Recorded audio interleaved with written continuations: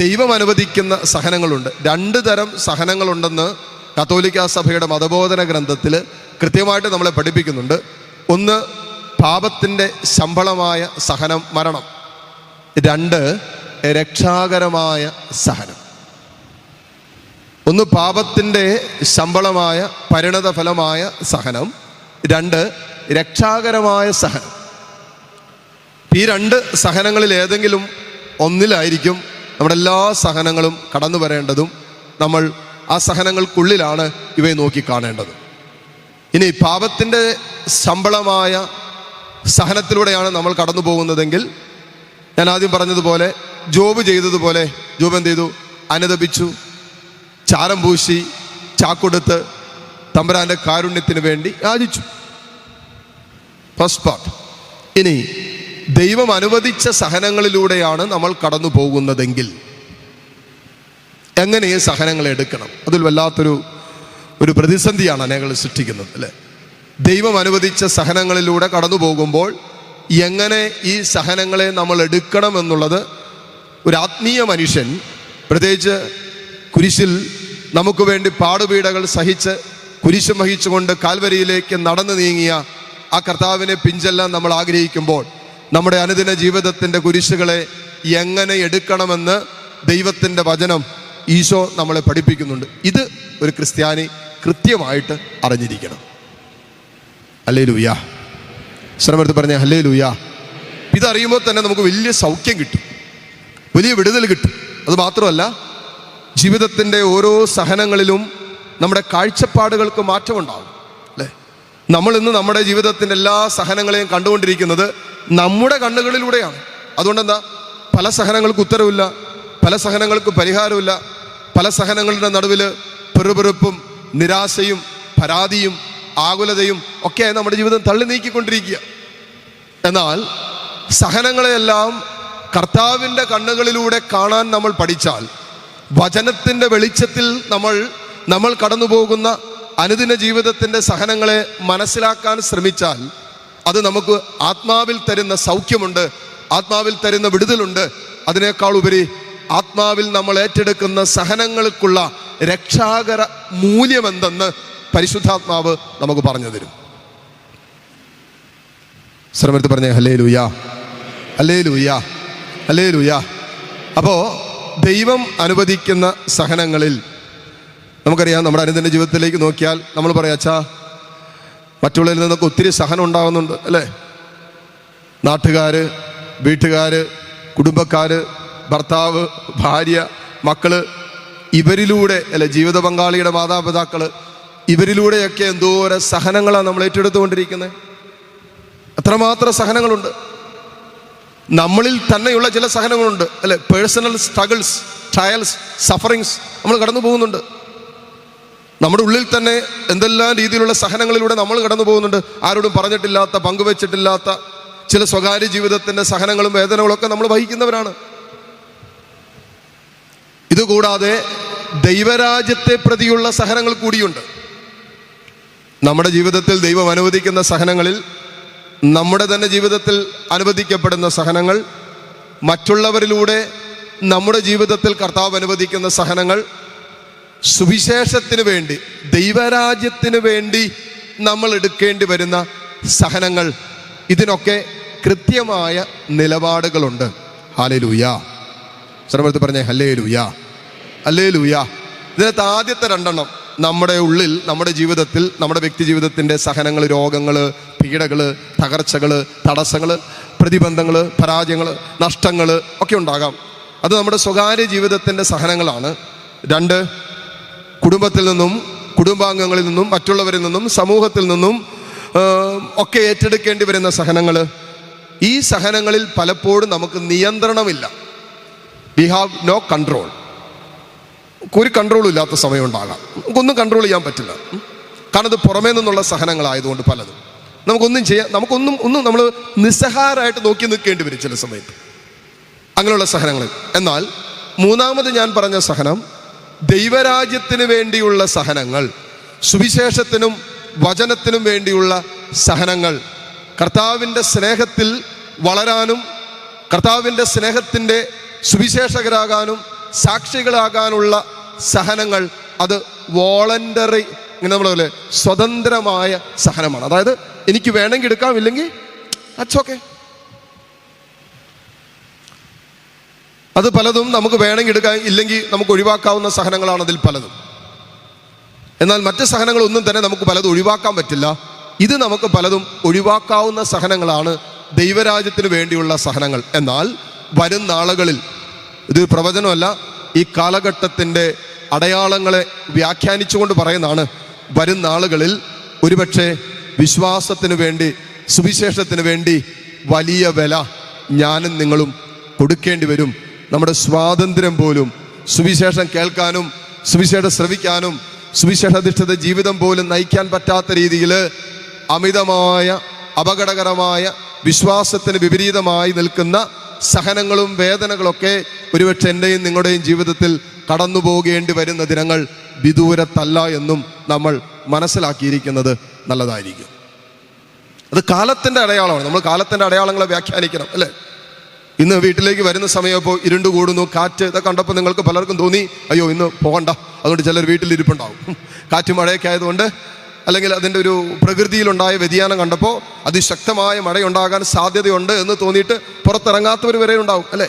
ഇപ്പോൾ പ്രകൃതിയുടെ അടയാളങ്ങളെ വ്യാഖ്യാനിക്കുന്ന നമ്മൾ അതിനേക്കാൾ ഉപരിയായി കാലത്തിൻ്റെ അടയാളങ്ങളെ, വിശ്വാസ ജീവിതത്തിൻ്റെയും വിശുദ്ധ ജീവിതത്തിൻ്റെയും നമ്മുടെ സുവിശേഷ ജീവിതത്തിൻ്റെയും ആത്മരക്ഷയുടെ ജീവിതത്തിൻ്റെയും ഒക്കെ അടയാളങ്ങളെ വ്യാഖ്യാനിക്കാനും കൂടി നമ്മൾ പഠിക്കേണ്ടതുണ്ട്.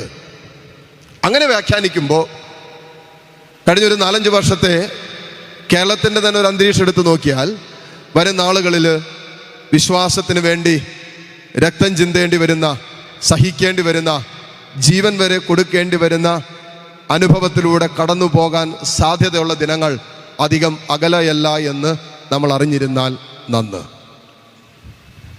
ഹല്ലേലൂയ. ശ്രമത്ത് പറയാമോ? Hallelujah, hallelujah. ഇനി നമ്മുടെ വിഷയത്തിലേക്ക് വരികയാണ്.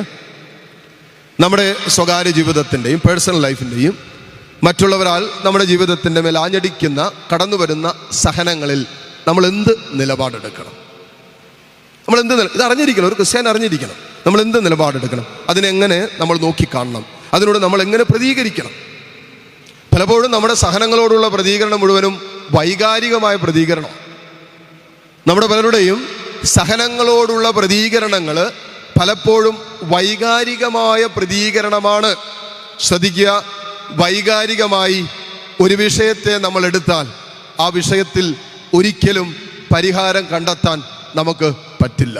ദൈവം അനുവദിച്ച സഹനമാണെങ്കിൽ, ദൈവം നമ്മുടെ ആത്മരക്ഷയ്ക്ക് വേണ്ടിയും ആത്മവിശുദ്ധീകരണത്തിന് വേണ്ടിയും നമ്മുടെ ജീവിതത്തിൽ നമ്മളിലും മറ്റുള്ളവരിലൂടെയും നമുക്കായി ദൈവം അനുവദിച്ച സഹനമാണെങ്കിൽ, ദൈവം അനുവദിക്കുന്ന എല്ലാ സഹനങ്ങളുടെയും പിന്നാമ്പുറങ്ങളിൽ നമ്മുടെ ആത്മരക്ഷയുടെ ലക്ഷ്യമുണ്ട്, നമ്മുടെ ആത്മരക്ഷയുടെ ലക്ഷ്യമുണ്ട്, നമ്മുടെ ആത്മവിശുദ്ധീകരണത്തിൻ്റെ ലക്ഷ്യമുണ്ട്, നമ്മുടെ വീണ്ടെടുപ്പിൻ്റെ ലക്ഷ്യമുണ്ട്. അപ്പോൾ അങ്ങനെ അനുവദിക്കപ്പെടുന്ന സഹനങ്ങളിൽ, അങ്ങനെ ദൈവം അനുവദിക്കുന്ന വേദനകളിൽ, മക്കളെ, നമ്മൾ ആ സഹനങ്ങളെ എങ്ങനെ എടുക്കണമെന്ന് ഒരു ദൈവ പൈതൽ മനസ്സിലാക്കുന്നില്ലെങ്കിൽ, അതിനെ വൈകാരികമായിട്ട് മാത്രം എടുത്താൽ ആ വിഷയങ്ങളെ ഒരിക്കലും നമുക്ക് പരിഹരിക്കാൻ പറ്റുന്നതല്ല. കാരണം അതിൻ്റെ ഉദ്ദേശം ആത്മീയമായതുകൊണ്ട് ആ സഹനങ്ങളെ ആത്മീയമായി മാത്രമേ നമുക്ക് എടുക്കാൻ പറ്റുകയുള്ളൂ. ആയുധങ്ങൾ കൃത്യമായിട്ട് മനസ്സിലാക്കും ഒരു ക്രിസ്ത്യാനി. അതുകൊണ്ടാണല്ലോ ഞാൻ ആദ്യ ദിവസം പറഞ്ഞു, പൗലോസ്ലീഹ പറഞ്ഞ എഫെസ്യസ് 6:10 മുതലുള്ള വചനങ്ങൾ, നിങ്ങൾ ആത്മീയ ആയുധങ്ങൾ ധരിക്കണം, ആത്മീയ ആയുധങ്ങൾ ധരിക്കണം. അപ്പോൾ സഹനങ്ങളിലൂടെ കടന്നു പോകുന്ന ഒരു ദൈവ പൈതൽ ഒരു ആത്മീയമായ ജീവിതത്തിൻ്റെ വിശുദ്ധീകരണത്തിനായിട്ട് ദൈവം അനുവദിച്ച ആ സഹനത്തെ വൈകാരികതയിലെടുത്താൽ ഒരിക്കലും ആ പ്രശ്നം പരിഹരിക്കപ്പെടില്ല എന്ന് മാത്രമല്ല, അത് കൂടുതൽ അസ്വസ്ഥതകളിലേക്ക്, വൈകാരിക സമ്മർദ്ദങ്ങളിലേക്ക് നമ്മുടെ ജീവിതത്തെ കൊണ്ടെത്തിക്കും. ഇതെന്നെ കേൾക്കുന്ന നിങ്ങളിൽ പലരും ജീവിതത്തിൻ്റെ സഹനങ്ങളെ എടുത്തുകൊണ്ടിരിക്കുന്നത് വൈകാരികതയിലാണ് എന്ന് പറയുമ്പോൾ ഇതൊരു ജനറലൈസേഷനായിട്ട് എടുക്കരുത്. മറിച്ച് ഈ ദിവസങ്ങളിൽ കണ്ടുമുട്ടിയ അനേകരുടെ ജീവിതത്തിൽ നിന്നും പഠിച്ചൊരു കാര്യമാണ്, മനസ്സിലാക്കിയൊരു വിഷയമാണ്. നിങ്ങളിൽ പലരും സഹനങ്ങളെ എടുക്കുന്നത് വൈകാരികതയിലാണ്. ഒരു സഹനവും വൈകാരികതയിൽ എടുത്തിട്ട് ഇന്നോളം പരിഹരിക്കപ്പെട്ടിട്ടില്ല. ഹല്ലേലൂയ. ശ്രമമെടുത്ത് പറയാവോ? Hallelujah, hallelujah. ഒരു സഹനം, നിങ്ങൾ കടന്നു പോകുന്ന ഒരു സഹനം, മറ്റുള്ളവരിൽ നിന്നും വന്നൊരു സഹനമാണെന്ന് വിചാരിക്കാം. നിങ്ങളുടെ ജീവിത പങ്കാളിയുടെ അപ്പനോ അമ്മയോ നിങ്ങളെക്കുറിച്ച് ഇല്ലാത്ത കാര്യങ്ങളൊക്കെ പറഞ്ഞുകൊണ്ടിരിക്കുകയാണ്, മുറിപ്പെടുത്തിക്കൊണ്ടിരിക്കുകയാണ്, വേദനിപ്പിച്ചുകൊണ്ടിരിക്കുകയാണ്, നിരന്തരമായ അസ്വസ്ഥതകൾ നിങ്ങൾക്ക് സമ്മാനിച്ചു കൊണ്ടിരിക്കുകയെന്ന് വിചാരിക്കും. ഇപ്പം സ്വാഭാവികമായിട്ടും എൻ്റെ കുടുംബാംഗങ്ങൾ തന്നെ എന്നെ ഭാരപ്പെടുത്തുമ്പോൾ, അസ്വസ്ഥപ്പെടുത്തുമ്പോൾ, അത് പോട്ടെ, ഇനി ജീവിത പങ്കാളിയാണെന്ന് വിചാരിക്കുക, ഇല്ലെങ്കിൽ മക്കളാണെന്ന് വിചാരിക്കുക. സ്വാഭാവികമായിട്ട് ഇത് നമ്മളെ അഫക്റ്റ് ചെയ്യുന്നത് നമ്മുടെ വൈകാരികതയാണ്. നമ്മുടെ മനസ്സിനെ വല്ലാതെ പിടിച്ചങ്ങോട്ട് കുലുക്കും, വല്ലാതെ പിടിച്ചങ്ങോട്ട് അസ്വസ്ഥപ്പെടുത്തും. അപ്പോൾ മനസ്സുമായിട്ട് ബന്ധപ്പെട്ടതാണ് വൈകാരികത, അല്ലേ? നമ്മുടെ മൈൻഡുമായിട്ട് റിലേറ്റഡ് ആണ് നമ്മുടെ ഇമോഷൻസ്, അല്ലെ? മൈൻഡ് ഇമോഷനുമായിട്ട് വളരെ കണക്റ്റഡ് ആണ്. അതുകൊണ്ട് തന്നെ മനസ്സിന് അസ്വസ്ഥതകൾ ഉണ്ടാകുമ്പോൾ അത് വൈകാരികതയിൽ നമ്മൾ പ്രകടിപ്പിക്കാൻ തുടങ്ങും. ചിലവരിരുന്ന് എന്ന് കിടന്ന് മോങ്ങാൻ തുടങ്ങും, ചിലർ ഒറ്റയ്ക്കിരിക്കാൻ തുടങ്ങും, അടച്ചിട്ട് കിടന്ന് കരയാൻ തുടങ്ങും, ചിലർ പിറുപിറുക്കാൻ തുടങ്ങും, ചിലർ ദേഷ്യപ്പെടാൻ തുടങ്ങും, ചിലർ അംഗീകരിക്കില്ല, ചിലർ വിശ്വാസം ക്ഷയിക്കും, ദൈവത്തെ തള്ളി പറയും, പ്രാർത്ഥനയെ നിർത്തും, പള്ളിപ്പോക്ക് നിർത്തും, എല്ലാം ഉപേക്ഷിക്കും. ഇനി അടുത്ത് പോയിട്ട് ആരെങ്കിലും പറയാണ്, എൻ്റെ ചേട്ടാ ഇത്രയൊക്കെ സംഭവിച്ചില്ലേ, ഇത്രയും തകർച്ച വന്നില്ലേ, ഈ ഒരു അവസ്ഥയിലെങ്കിലും ദൈവത്തെ വിളിക്കാൻ പറഞ്ഞാലുണ്ടല്ലോ, ആ സമയത്ത് നിങ്ങൾ ഈ ചെവി പൊത്തിപ്പിടിച്ചിട്ട് വേണം ഇത് പറയാനായിട്ട്, അല്ലെങ്കിൽ വായിലിരിക്കുന്ന മുഴുവൻ ചിലപ്പോൾ കേൾക്കേണ്ടി വരും. ഹല്ലേലൂയ. അപ്പോൾ പലപ്പോഴും ഇങ്ങനെയുള്ള അനുഭവങ്ങളുടെ നടുവിൽ വെറും വൈകാരികമായിട്ടാണ് നമ്മൾ പ്രതികരിച്ചുകൊണ്ടിരിക്കുന്നത്. വെറും വൈകാരിക മനുഷ്യരായിട്ട് നമ്മൾ മാറുകയാണ്. അതായത് ചുമ്മാ വികാരങ്ങൾക്ക് അടിമപ്പെട്ടാണ് പോയിക്കൊണ്ടിരിക്കുന്നത്. പെട്ടെന്ന് ദേഷ്യപ്പെടുക, പെട്ടെന്ന് അങ്ങോട്ട് അസ്വസ്ഥപ്പെടുക, വെറുപ്പും വിദ്വേഷവും ദേഷ്യവും വാശിയും പ്രതികാര ചിന്തയും നശിപ്പിക്കണമെന്നുള്ള ചിന്തയും, അവരെക്കുറിച്ച് നമ്മളെക്കുറിച്ച് ഇല്ലാത്തത് പറഞ്ഞാണെങ്കിൽ അവരെക്കുറിച്ച് അങ്ങനെയൊക്കെ തന്നെ സംസാരിക്കണം, പകരത്തിന് പകരം എന്ന് പറഞ്ഞാൽ ടോട്ടലി ഇമോഷണലി വൈകാരികമായി ചില ജീവിതത്തിൻ്റെ സഹനങ്ങളോട് നമ്മൾ ഇന്നും പ്രതികരിച്ചു കൊണ്ടിരിക്കുകയാണ്. ഇത് ആ പ്രശ്നത്തിന്, ആ സഹനത്തിന് ഒരു പരിഹാരമല്ല എന്ന് ഒരു ദൈവ പൈതൽ എന്നും എക്കാലവും അറിഞ്ഞിരിക്കണം. ഹല്ലേലൂയ. അത് കൂടുതൽ വഷളാകും, കൂടുതൽ വഷളാകും. പല സഹനങ്ങളും പല പ്രശ്നങ്ങളൊക്കെ നമ്മുടെ കുടുംബത്തിൽ കൂടുതൽ വഷളായതിന് കാരണം ആ പ്രശ്നത്തിൻ്റെ മുമ്പിൽ ഒരാത്മീയ നിലപാടെടുക്കാൻ പറ്റാതെ പോയത് കൊണ്ടാണ്. ഒരാത്മീയ ആയുധമെടുത്ത് ആ പ്രശ്നത്തെ നേരിടാൻ പഠിക്കാത്തത് കൊണ്ടും, ഇന്നലകളിൽ പഠിച്ചിട്ടില്ലാത്തത് കൊണ്ടും, മറന്നുപോയത് കൊണ്ടും, അതിനെതിരെ വൈകാരികമായ ആയുധങ്ങൾ എടുത്ത് ഉപയോഗിച്ചത് കൊണ്ടാണ് ഇന്ന് പല കുടുംബങ്ങളും പല ദാമ്പത്യങ്ങൾ പോലും തകർന്ന് തരിപ്പണമായിട്ട് കിടക്കുന്നത്.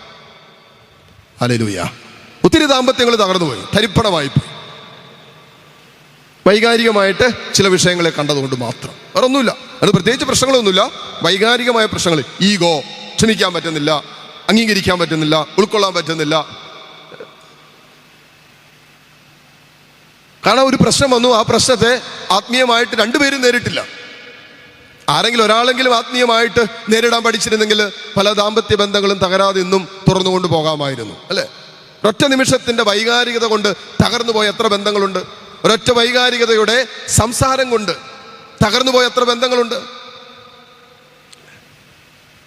ഒറ്റ വാക്ക് ഭർത്താവിൻ്റെ അതിർത്തിൽ നിന്ന് ഒരൊറ്റ വാക്ക് കുഞ്ഞിൻ്റെ മുമ്പിൽ വെച്ച് അപ്പം പറഞ്ഞാണ്, മകളുടെ മുമ്പിൽ വെച്ച് ഇങ്ങനെ വാശിയും ദേഷ്യവും അങ്ങനെ ഇതെല്ലാം പറഞ്ഞ് എന്തൊക്കെ പ്രശ്നങ്ങൾ വന്നപ്പോൾ സ്വന്തം കുഞ്ഞിൻ്റെ മുമ്പിൽ വെച്ച് ഈ അപ്പം പറഞ്ഞാണ്, എടി മോളെ, എനിക്ക് സംശയമുണ്ട്, നീ എൻ്റെ കുഞ്ഞ് തന്നെയാണോ എന്ന്.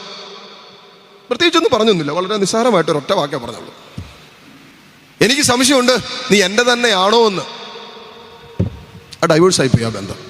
ആ കുഞ്ഞ് ആരുമില്ലാത്ത അനാഥപ്രദം പോലെ നടക്കുന്നുണ്ട്. ഒറ്റ വാക്ക്. അവര് തമ്മിലുണ്ടായ ചെറിയ, അല്ലേ, എല്ലാ ദാമ്പത്യങ്ങളിലും പിണക്കങ്ങളുണ്ട്, ഇണക്കങ്ങളുണ്ട്, അസ്വസ്ഥതകളുണ്ട്, ബുദ്ധിമുട്ടുകളുണ്ട്. എന്തെല്ലാം പ്രശ്നങ്ങളിലൂടെയാണ് ദാമ്പത്യങ്ങൾ കടന്നു പോകുന്നത്. കാരണം രണ്ട് തരത്തിലുള്ള വ്യത്യസ്തങ്ങളായ പാരമ്പര്യങ്ങളുള്ള, കുടുംബത്തിൻ്റെ പാരമ്പര്യങ്ങളുള്ള, വൈകാരിക വ്യത്യസ്തങ്ങളുള്ള, പഠനത്തിലും ബുദ്ധിയിലും ഒക്കെ വ്യത്യസ്തങ്ങളുള്ള രണ്ടുപേരും ഒരുമിച്ച് ജീവിക്കുമ്പോൾ അതിൻ്റെതായ അസ്വസ്ഥതകളുണ്ടാകും, ബുദ്ധിമുട്ടുകളുണ്ടാകും. അത് സ്വാഭാവികമാണ്. അതുകൊണ്ടാണല്ലോ ഫ്രാൻസിസ് പാപ്പ പറഞ്ഞത്, no husband is perfect and no wife is perfect, therefore no family is perfect. ഒരു ഭാര്യയും പെർഫെക്റ്റ് അല്ല, ഒരു ഭർത്താവും പെർഫെക്റ്റ് അല്ല, അതുകൊണ്ട് തന്നെ ഒരു കുടുംബവും പെർഫെക്റ്റ് അല്ല. But we are striving towards perfection. നമ്മൾ ഒരു പെർഫെക്ഷനിലേക്ക് യാത്ര ചെയ്തുകൊണ്ടിരിക്കുകയാണ്. അപ്പോൾ സ്നേഹത്തിൻ്റെ കാര്യത്തിലാണെങ്കിലും ക്ഷമിക്കുന്ന കാര്യത്തിലാണെങ്കിലും വൈകാരികതയിലാണെങ്കിലും നമ്മൾ ആരും പെർഫെക്റ്റ് അല്ല എന്ന് നമ്മൾ അംഗീകരിക്കണം. നമ്മുടെ കൂടെ വസിക്കുന്നവരും പെർഫെക്റ്റ് അല്ല എന്ന് നമ്മൾ അംഗീകരിക്കണം. അപ്പോൾ തന്നെ പ്രശ്നം തീർന്നു. പെർഫെക്റ്റ് അല്ലാത്ത രോഗിയായിരിക്കുന്ന കുറവുള്ള ഒരു വ്യക്തി എന്നോട് കുറവുള്ളവനെ പോലെയല്ലേ പെരുമാറുള്ളൂ. അതൊന്നും മനസ്സിലാക്കാൻ പറ്റാത്ത തന്നെ കുറേ പ്രശ്നം തീർന്നു. അവൻ്റെ കുറവ് കൊണ്ടാണ്, അവളുടെ കുറവ് കൊണ്ടാണ് അവൾ അങ്ങനെ പെരുമാറുന്നത്, അവനങ്ങനെ പെരുമാറുന്നത് എന്ന് എടുക്കാൻ പറ്റിയാൽ തന്നെ പകുതി പ്രശ്നങ്ങൾ ഒരു ദാമ്പത്യത്തിൽ തീരും.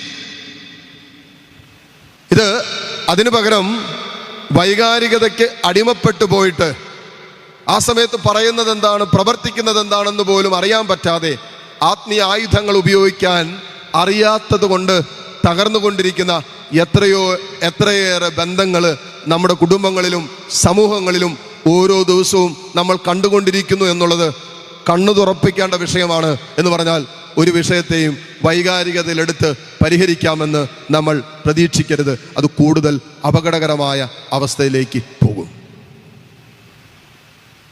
ഹല്ലേലൂയ. കൂടുതൽ അപകടകരമാണ്. നിങ്ങൾ നോക്കിക്കോ, ശരിക്കും പല ദാമ്പത്യ ബന്ധങ്ങളുടെയും തകർച്ചകളുടെ പിന്നിലുള്ള കാരണങ്ങളൊന്ന് അന്വേഷിച്ച് നോക്കിയേ. ഈ സവാള പൊളിക്കുന്ന പോലെ ആയിരിക്കും. അതിലും ഒന്നും കാണുകയല്ല, പ്രത്യേകിച്ച് വലിയ പ്രശ്നങ്ങളൊന്നും കാണുന്നില്ല. ചെറിയ പ്രശ്നങ്ങളെ പറഞ്ഞും സംസാരിച്ചും വീണ്ടും സംസാരിച്ചും വൈകാരികതയിലെടുത്തും എതിർത്തും പറഞ്ഞും ഒക്കെ അത് വലിയ പ്രശ്നങ്ങളാക്കി മാറി. പിന്നെ ഒരിക്കലും ഹൃദയം കൊണ്ട് അടുക്കാൻ പറ്റാത്ത രീതിയിൽ, സ്നേഹിക്കാൻ പറ്റാത്ത രീതിയിൽ മനസ്സും ഹൃദയവും ഒരുപോലെ മൈലുകൾക്കപ്പുറം ആയിട്ട് ഇന്ന് രണ്ടിടങ്ങളിൽ, ഒരിടത്തിൽ തന്നെ രണ്ട് ഹൃദയമായിട്ട്, ഒരിടത്തിൽ തന്നെ രണ്ട് ശരീരമായിട്ട്, രണ്ട് മനസ്സായിട്ട് ഇങ്ങനെ മൈലുകൾ കൊണ്ട് അകന്നു കഴിയുന്ന ദാമ്പത്യങ്ങളാണ് നമ്മുടെ കുടുംബങ്ങളിൽ കണ്ടുകൊണ്ടിരിക്കുന്നത്. ഹല്ലേലൂയ. പല കുടുംബങ്ങളുടെ അവസ്ഥ പുറത്തു പറയാൻ പറ്റില്ല. പുറമേ നോക്കുമ്പോൾ എല്ലാം മനോഹരം. ദേവാലയത്തിൽ വരുന്നത് വലിയ കാറിനാണ്, രണ്ടുപേരും ഒരുമിച്ചാണ് വരുന്നത് ദേവാലയത്തിന്. വിശുദ്ധ കുർബാനയ്ക്ക് ഒരുമിച്ചുണ്ട്, ഫംഗ്ഷൻ ഒരുമിച്ചുണ്ട്, എല്ലാ പരിപാടികൾക്കും ഒരുമിച്ചുണ്ട്. പക്ഷെ വീട്ടിൽ കിടക്കുന്ന രണ്ട് കട്ടിലേല, വീട്ടിൽ പോയി ഒരു മിണ്ടാട്ടമില്ല, ഒരു സംസാരമില്ല, ഭാര്യയും ഭർത്താവും തമ്മിൽ ഒരു മിണ്ടാട്ടമില്ല. എന്ത് ദാമ്പത്യം എന്ന് പറയുന്നത്? എന്തിനാ വിവാഹം കഴിച്ച? ദൈവത്തിന്റെ പദ്ധതി എന്താ? ഉൽപ്പത്തി 2:21 മുതൽ വചനങ്ങൾ എഴുതി വെച്ചിരിക്കുന്ന ഇനിമേൽ നിങ്ങൾ രണ്ടല്ല ഒന്നാണ് എന്നുള്ളതാണ് ദൈവത്തിന്റെ പദ്ധതി. ഇതാണ് ഒരു ദാമ്പത്യത്തെ കുറിച്ചുള്ള ദൈവത്തിന്റെ പദ്ധതി. രണ്ടല്ല ഒന്നാണ്. എൻ്റെ നിന്റെ എന്നൊക്കെയുള്ള സംസാരങ്ങൾ നമ്മുടെ ദാമ്പത്യത്തിൽ ഉപേക്ഷിച്ചാൽ തന്നെ പല പ്രശ്നങ്ങളും തീരും. ചിലവരൊക്കെ സംസാരിച്ച് വരുമ്പോൾ ഇത് നിന്റെ മോനാടി എന്ന് പറയും, ഇത് നിന്റെ മോളാണെന്ന് പറയും. പറഞ്ഞോ പിന്നെ നിങ്ങളുടെയും കൂടിയല്ലേ? ഇത് എൻ്റെ മാത്രമാകുന്ന അങ്ങനെ നിങ്ങളുടെയും കൂടിയല്ലേ? ചില തിരിച്ചു ചോദിക്കും, നിങ്ങളുടെയും കൂടിയല്ലേ? ഇത് എൻ്റെ മാത്രമാകുന്ന അങ്ങനെ. ചില സ്വഭാവം കാണുമ്പോൾ ഇതാണ്ടേ കണ്ടില്ലേ, നിന്റെ സ്വഭാവം മോനെ കിട്ടിയേക്കുന്നത്, എടി നിന്റെ സ്വഭാവം ഇത് കണ്ടോ മനുഷ്യ, കണ്ടോ നിങ്ങളുടെ അതേ സ്വഭാവം ഈ സാധനത്തിന് കിട്ടിയേക്കുന്നത്, നിന്റെ മാത്രമല്ലല്ലോ. അതുകൊണ്ട് ആ സംസാരം നമ്മൾ ഒഴിവാക്കണം. നമ്മുടെ മകൻ, നമ്മുടെ മകൾ, നമ്മുടെ മക്കളെ കുറിച്ച് ഒരു കൂട്ടുത്തരവാദിത്തമാണ് വിശുദ്ധ ഗ്രന്ഥം പറയുന്നത്. ഒരു ഭാര്യയ്ക്കും ഒരു ഭർത്താവിനും തുല്യ പങ്കാളിത്തമാണ് ഒരു ദാമ്പത്യത്തിൽ ഉള്ളതെന്ന് അറിഞ്ഞിരിക്കണം. അതുകൊണ്ട് ദാമ്പത്യത്തിലുണ്ടാകുന്ന പ്രശ്നങ്ങൾ, ഒരു കുടുംബജീവിതത്തിലുണ്ടാകുന്ന പ്രശ്നങ്ങൾ, കുടുംബാംഗങ്ങൾ തമ്മിലുണ്ടാകുന്ന പ്രശ്നങ്ങളെ, ഇതിനെ ഒന്നിനെയും ഒരിക്കലും വൈകാരികതയിൽ നമ്മൾ എടുക്കരുത്. ആദ്യത്തെ പാഠമാണ്, മനസ്സിലാക്കിക്കോ. ഒരു വിഷയത്തെ വൈകാരികതയിൽ നമ്മൾ എടുക്കരുത്. അതല്ല നമ്മൾ ഉപയോഗിക്കേണ്ട ആയുധം, അതല്ല ദൈവം. കാരണം ദൈവം ചില സഹനങ്ങൾ അനുവദിച്ചു കുടുംബാംഗങ്ങളിൽ തന്നെ. തിരസ്കരണവും ഒറ്റപ്പെടുത്തലും കളിയാക്കലുകളും അല്ലേ. പൂർവ്വപിതാവ് ജോസഫ് സ്വന്തം സഹോദരങ്ങളിൽ നിന്നും കൂടപ്പറപ്പുകളിൽ നിന്നും അനുഭവിച്ച തിക്താനുഭവമൊന്നും ഒരുപക്ഷെ നമ്മൾ അനുഭവിക്കുന്നുണ്ടാകില്ല. നമ്മൾ പറയുന്നുണ്ട് നമുക്കും സഹോദരൻ നിന്ന് വേദനയുണ്ടായി, എൻ്റെ കൂടപ്പറപ്പിൽ നിന്ന് ഇതുപോലെ വേദനയുണ്ടായി, അവൻ എന്നെ ചതിച്ചു, അവനെന്നെ വഞ്ചിച്ചു എന്നൊക്കെ നമ്മൾ പറയുമ്പോഴും പൂർവ്വപിതാവായ ജോസഫിന്റെ ജീവിതത്തിൽ ജോസഫ് സ്വന്തം കുടുംബാംഗങ്ങളിൽ നിന്നും അനുഭവിക്കേണ്ടി വന്ന സഹനം, വേദനകൾ എടുത്തു പറഞ്ഞാൽ നമുക്കറിയാം ഏതെല്ലാം തരത്തിലുള്ള വേദനകളിലൂടെ കടന്നുപോയി. അവൻ തകർക്കപ്പെട്ടു, പൂർവാധികം തകർക്കപ്പെട്ടു, അവൻ തിരസ്കരിക്കപ്പെട്ടു അല്ലേ. അവനെ പിടിച്ച് പൊട്ടക്കണത്തിലിട്ട് എന്നിട്ട് അവസാനം അടിമയായിട്ട് വിറ്റു. സ്വന്തം സഹോദരങ്ങൾ ചെയ്ത, സ്വന്തം കൂടപ്പറപ്പുകൾ ചെയ്ത കാര്യം പറയുന്നത്.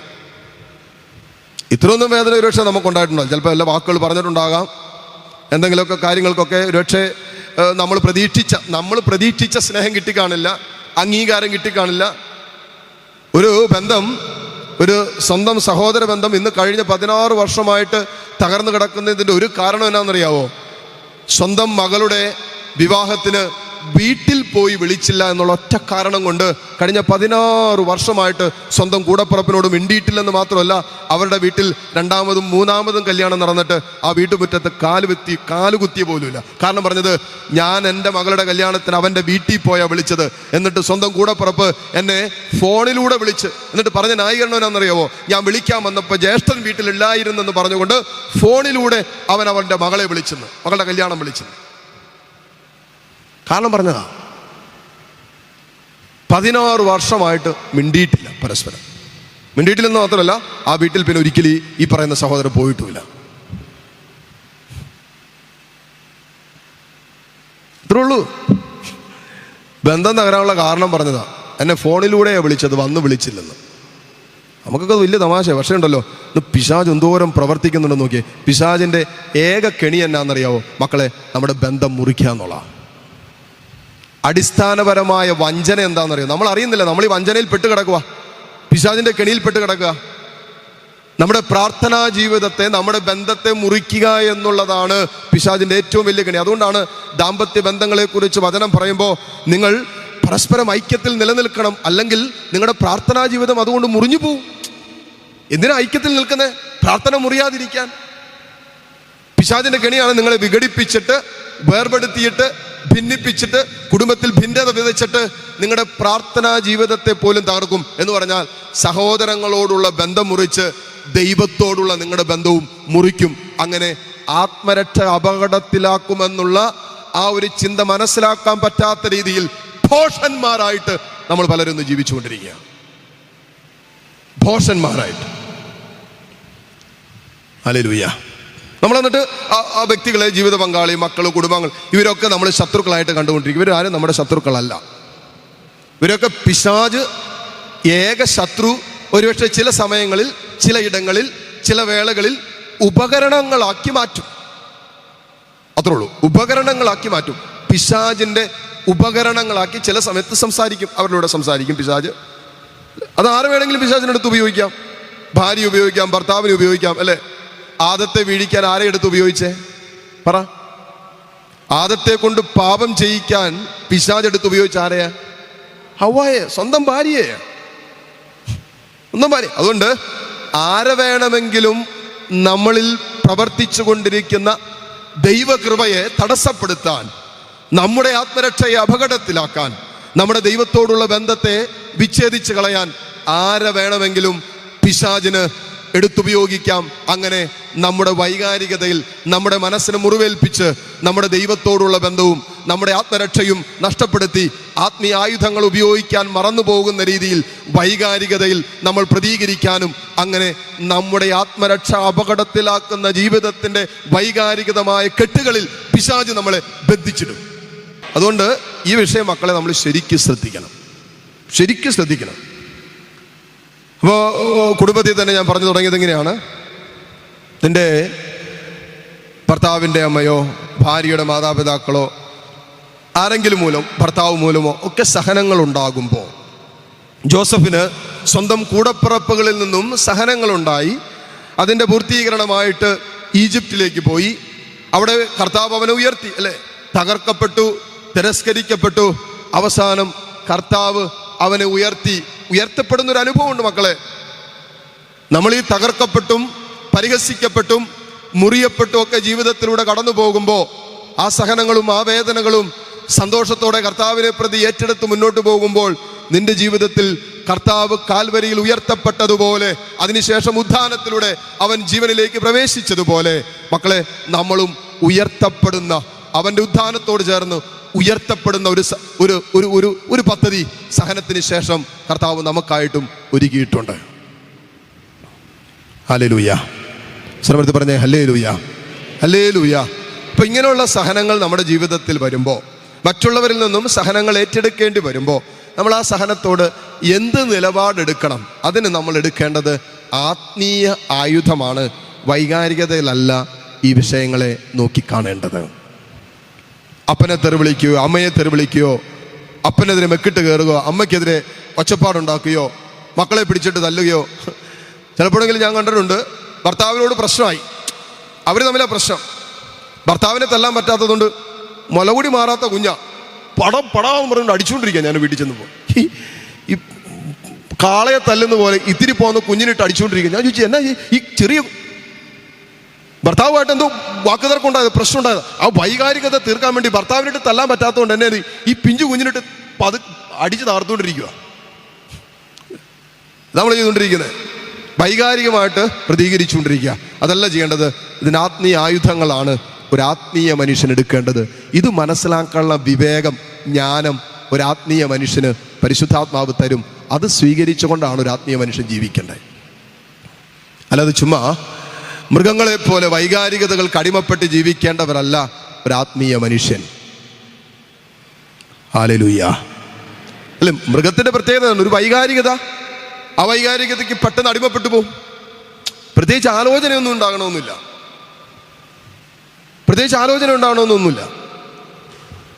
അതുകൊണ്ട് എന്ന് പറയുന്നത് പോലെ ചിലപ്പോഴെങ്കിലും നമ്മൾ വെറും വൈകാരിക മനുഷ്യരായി, ജഡിക മനുഷ്യരായി, മൃഗീയരായിട്ടൊക്കെ പെരുമാറിപ്പോവുക. എന്ന് പറഞ്ഞാൽ നമ്മുടെ ജ്ഞാനമൊന്നുമില്ലാത്ത അവസ്ഥയിൽ നമ്മൾ പ്രതികരിച്ചു പോവുക. പാപം ചെയ്യണമെന്ന് തോന്നുമ്പോൾ പാപം ചെയ്യുക, അത് മൃഗീയമാണ് അല്ലേ. അലസമായ ചില ജീവിതത്തിന് അനുഭവം, കിടക്കണമെന്ന് തോന്നുമ്പോൾ കിടക്കുക, തിന്നണമെന്ന് തോന്നുമ്പോൾ തിന്നുക, ഒന്നിനോട് നോ പറയാൻ പറ്റാത്ത, ലോകം തരുന്ന ഒന്നിനോട് നോ പറയാൻ പറ്റാത്ത രീതിയിലുള്ള ഒരു ആത്മീയ കരുത്തില്ലാത്ത, വെറും മൃഗീയമായും പൈശാചികമായും മാത്രം ചിന്തിച്ചുകൊണ്ടിരിക്കുന്ന, പ്രവർത്തിച്ചുകൊണ്ടിരിക്കുന്ന ജീവിതങ്ങളുണ്ട്. ഇതൊക്കെ നമുക്ക് പുറത്തു വരേണ്ടതുണ്ട്. അതിന് നമ്മൾ ആത്മീയ ആയുധങ്ങൾ ധരിക്കുന്നവരാകണം. ശ്രമത്തിൽ പറ ഹല്ലേലൂയ, ഹല്ലേലൂയ. ഇനി പൂർവ്വപിതാവ് ജോസഫ് ഇങ്ങനൊരു സാഹചര്യം വന്നു, ഇങ്ങനൊരു അനുഭവത്തിലൂടെ കടന്നുപോയി. അവസാനം ഉൽപ്പത്തി പുസ്തകം അവസാനിക്കുന്നിടത്ത് നമ്മൾ കാണുകയാണ്, ജോസഫിന്റെ മുമ്പിൽ സ്വന്തം സഹോദരങ്ങൾ വന്ന് നിൽക്കുക, ഭക്ഷണത്തിന് വേണ്ടി കൈനീട്ടി നിൽക്കുക. അവൻ ഇങ്ങനെ തള്ളിക്കളഞ്ഞപ്പോ, പൊട്ടക്കടത്തിലിട്ടപ്പോ അവൻ ചങ്കുപൊട്ടി കരഞ്ഞു. കൂടപ്പിറപ്പുകളോട് എന്നെ കളയരുത്, എന്നെ ഉപേക്ഷിക്കരുത് എന്ന് ചങ്കുപൊട്ടി കരഞ്ഞ ഈ ജോസഫിന്റെ മുമ്പിൽ ഇതാ സഹോദരങ്ങളെല്ലാം വന്നിട്ട് ഒരു നേരത്തെ ഭക്ഷണത്തിന് വേണ്ടി കെഞ്ചുകയാണ്. ഒരു നേരത്തെ ഭക്ഷണത്തിന് വേണ്ടിയിട്ട്. അപ്പോഴും ജോസഫിന്റെ ഉള്ളിൽ സ്വസഹോദരങ്ങളോടുള്ള സ്നേഹമാണ്, പ്രതികാരമൊന്നുമല്ല, സ്വസഹോദരങ്ങളോടുള്ള സ്നേഹം. അതിന് കാരണം ഉൽപ്പത്തി പുസ്തകം 39-ാം അധ്യായത്തിൽ നമ്മൾ പലയിടങ്ങളിൽ വായിക്കുന്നുണ്ട്, ജോസഫിന്റെ കൂടെ ദൈവമുണ്ടായിരുന്നു, ജോസഫിന്റെ കൂടെ ദൈവം ഉണ്ടായിരുന്നു. അവൻ ദൈവത്തിന്റെ സ്വരം കേട്ടവനാണ്. ഈ സഹനങ്ങളിലൊക്കെ ദൈവത്തിന്റെ സ്വരം കേട്ട് മുന്നോട്ട് പോയപ്പോൾ സംഭവിച്ചെന്നാ, അവസാനം സ്വസഹോദരങ്ങള് ഭക്ഷണത്തിന് വേണ്ടി ഇരക്കുന്ന സമയത്ത് ജോസഫ് തന്നെ റിവീൽ ചെയ്യുക, വെളിപ്പെടുത്തുക. സഹോദരങ്ങളെ, ഞാൻ ജോസഫാണെന്ന് പറഞ്ഞിട്ട് ബാക്കിയുള്ളവരുടെ അടുത്തൊക്കെ മാറിപ്പോകാൻ പറഞ്ഞിട്ട്, അവിടെ ഉണ്ടായിരുന്ന പടയാളികളൊക്കെ മാറിപ്പോകാൻ പറഞ്ഞിട്ട് ജോസഫ് തന്റെ വികാരം പ്രകടിപ്പിച്ചിട്ട് ചങ്കുപൊട്ടി കരഞ്ഞിട്ട് ഇവരെ ഓരോരുത്തരും വാരി ഇങ്ങനെ കെട്ടിപ്പിടിച്ച് ചുംബിക്കുക, നിങ്ങൾ എൻ്റെ സഹോദരങ്ങളാണെന്നും പറഞ്ഞുകൊണ്ട്. ഇതെങ്ങനെ നിനക്കത് സാധിക്കുന്നു എന്ന് ചോദിച്ചു. ജോസഫ് പറയുന്ന ഒരു കാര്യമുണ്ട്. പുറപ്പാട് ഉൽപ്പത്തി പുസ്തകം അതിൻ്റെ 50-ാം അധ്യായം 19-ാമത്തെ വചനം. ഉൽപ്പത്തി 50-ന്റെ 19-ാമത്തെ വചനത്തിൽ ജോസഫ് പറഞ്ഞു, നിങ്ങൾ ആരും പേടിക്കണ്ട, ഞാൻ വൈകാരികതയിൽ ഒന്നും പ്രതികരിക്കാൻ പോകുന്നില്ല, ഞാൻ നിങ്ങളെ ജയിലിടാൻ പോകുന്നില്ല, ഞാൻ നിങ്ങളെ തൂക്കിലേറ്റാൻ പോകുന്നില്ല. ജോസഫിന് ഇവരെ കൊല്ലാനുള്ള അധികാരമുണ്ട്, ഇവരെ തല്ലാനും കൊല്ലാനുള്ള അധികാരം ജോസഫിനുണ്ട്. ആ അധികാരം പോലും ദുർവിനിയോഗിക്കുന്നില്ല. കണ്ടോ, അപ്പനാ മക്കളെ തല്ലാം, എൻ്റെ ഭാര്യ, അതുകൊണ്ട് എനിക്ക് എന്നാ വേണമെങ്കിലും കാണിക്കാം എന്നൊക്കെ പറയുന്നവരുണ്ട്. ഞാൻ കാശുണ്ടാക്കി, ഞാൻ അധ്വാനിച്ചു, ഞാൻ കഷ്ടപ്പെട്ടു, അതുകൊണ്ട് ഞാൻ എനിക്ക് ഇഷ്ടമുള്ളതുപോലെ ചെയ്യും എന്ന് പറയുന്ന അഹങ്കാരത്തിന്റെ ധ്വനി കൊണ്ട് സംസാരിക്കുന്നവരുണ്ട്. ആരുണ്ട് എന്നോട് ചോദിക്കാൻ? ഞാൻ എനിക്ക് ഇഷ്ടമുള്ളതുപോലെ ജീവിക്കും. അഹങ്കാരമാണ്. ഇവിടെയാണ് ജോസഫ് എളിമപ്പെട്ടുകൊണ്ട് പറയാ, നിങ്ങൾ ആരും പേടിക്കണ്ട, ഞാൻ ദൈവത്തിന്റെ സ്ഥാനത്തല്ല നിങ്ങളെ ശിക്ഷിക്കാൻ, ഞാൻ ദൈവത്തിന്റെ സ്ഥാനത്തല്ല നിങ്ങൾ ആരെയും ശിക്ഷിക്കാൻ. എന്നിട്ട് പറയുന്നുണ്ട്, നിങ്ങൾ എനിക്ക് തിന്മ ചെയ്തു, നിങ്ങൾ എനിക്ക് എന്ത് ചെയ്തു? തിന്മ ചെയ്തു. ഇതല്ലേ നമ്മൾ പറഞ്ഞുകൊണ്ടിരിക്കുന്നത്. എൻ്റെ അച്ഛൻ്റെ കൂടപ്പിറപ്പ്, എൻ്റെ മകൻ, എൻ്റെ ഭർത്താവ്, എൻ്റെ മാതാപിതാക്കള്, എൻ്റെ ജീവിത പങ്കാളി, എൻ്റെ സഹോദരങ്ങൾ, എൻ്റെ അയൽവാസികള് എന്നോട് തിന്മ ചെയ്തു. ഇന്നും അതാ ചെയ്തുകൊണ്ടിരിക്കുന്ന അച്ഛാ. ഞാൻ എന്നാ ചെയ്യുന്നത്? സഹിക്കുന്നതിനൊക്കെ ഒരു പരിധിയില്ലേ? ക്ഷമിക്കുന്നതിനൊക്കെ ഉള്ളൊരു പരിധിയില്ലേ? എത്രയെന്ന് വെച്ചാൽ സഹിക്കുന്ന, എത്രയെന്ന് വെച്ചാൽ ക്ഷമിക്കുന്നത്. ഇതുപോലെ ഇങ്ങനെ നിരന്തരമായി തിന്മ ചെയ്തുകൊണ്ടിരിക്കുമ്പോൾ, നിരന്തരം പീഡിപ്പിച്ചുകൊണ്ടിരിക്കുമ്പോൾ, നിരന്തരമായി അവഗണിച്ചുകൊണ്ടിരിക്കുമ്പോൾ, നിരന്തരമായി കളിയാക്കിക്കൊണ്ടിരിക്കുമ്പോൾ, നിരന്തരമായി ഒറ്റപ്പെടുത്തുമ്പോൾ, തിരസ്കരിക്കുമ്പോൾ, ഇല്ലാത്ത കാര്യങ്ങൾ എന്നെ കുറിച്ച് പറഞ്ഞു നടക്കുമ്പോൾ, അച്ഛാ എങ്ങനെ സഹിക്കുന്നേ? പരിധിയില്ലേ? ജോസഫ് പറഞ്ഞു, നിങ്ങൾ എനിക്ക് തിന്മ ചെയ്തു, പക്ഷേ ദൈവം അത് നന്മയ്ക്കായി മാറ്റി. ഇന്ന് കാണുന്നത് പോലെ അനേകരുടെ ജീവൻ രക്ഷിക്കാൻ വേണ്ടിയാണ് അവിടുന്ന് അത് ചെയ്തത്. ഹല്ലേലൂയ. ശ്രമത്തിൽ പറയാവോ? Hallelujah, hallelujah. ജോസഫ് പറയാണ്, നിങ്ങൾ എനിക്ക് തിന്മ ചെയ്തു, ശരിയാണ്, പക്ഷേ ഈ തിന്മയിലൂടെ ദൈവം ചെയ്യുന്നത് അനേകരുടെ ജീവൻ രക്ഷിക്കാൻ വേണ്ടിയിട്ടാണ് കർത്താവ് അത് ചെയ്തത്. കണ്ടോ? നമുക്കെതിരെ മറ്റുള്ളവരാൽ കടന്നു വരുന്ന സഹനങ്ങൾ നമ്മൾ ഏറ്റെടുക്കേണ്ടി വരുമ്പോൾ അതിനെതിരെ ആത്മീയ ആയുധങ്ങൾ എടുത്തുകൊണ്ട് നമ്മൾ പറയേണ്ട ഒരു വിഷയമാണ് എന്ത്? ഈ സഹനത്തിലൂടെ ആരുടെയൊക്കെയോ രക്ഷ കർത്താവ് ആഗ്രഹിക്കുന്നുണ്ട്. ഒന്നില്ലെങ്കിൽ എൻ്റെ തന്നെ ആത്മരക്ഷ, അല്ലെങ്കിൽ ആരിലൂടെ എനിക്ക് സഹനമുണ്ടാകുന്നുവോ അവരുടെയും ആത്മരക്ഷ കണ്ടിട്ടാണ് കർത്താവ് അപരനിലൂടെ നിന്റെ ജീവിതത്തിൻ്റെ മേൽ ചില സഹനങ്ങൾ അനുവദിക്കുന്നത്. ഹല്ലേലൂയ. പരാതി പറഞ്ഞുകൊണ്ടിരുന്ന ഈ സഹനം മാറോ? ദേഷ്യപ്പെട്ടതുകൊണ്ട് ഈ പ്രശ്നം തീരോ? ദേഷ്യപ്പെട്ടിട്ട് എത്ര പിള്ളേര് നന്നായിട്ടുണ്ട്? ദേഷ്യപ്പെട്ടിട്ട് എത്ര ഭർത്താക്കന്മാര് മദ്യപാനം നിർത്തിയിട്ടുണ്ട്? പറ. ഇല്ല. പലപ്പോഴും മദ്യപാനം എന്ന് പറയുന്നത് ഒരു മുറിവാണ്, അല്ലെങ്കിൽ അതൊരു ദുശീലമായിട്ട് മാറിക്കിടക്കുവാണ്.